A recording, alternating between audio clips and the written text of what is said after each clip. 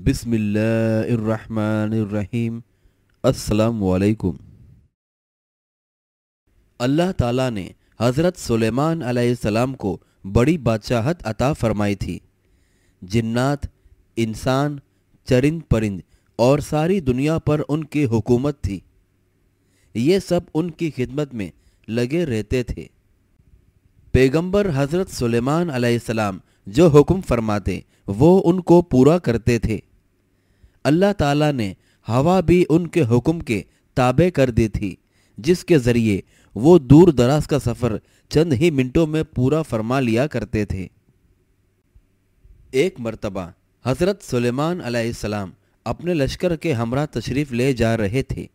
परिंदे उन पर साया किए हुए थे, इंसान और जिन उनके दाएं बाएं थे, और आप अपनी पूरी शान व शौकत से रवां दवां थे।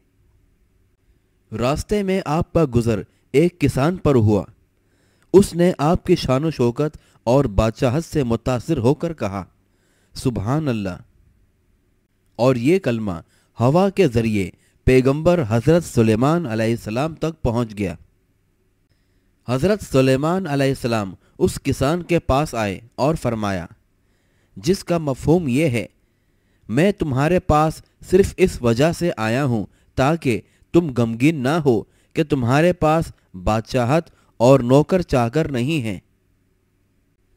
क्योंकि किसी मुसलमान का एक मर्तबा सुबहान अल्लाह कहना सुलेमान की सारी सल्तनत से कई गुना बढ़कर है।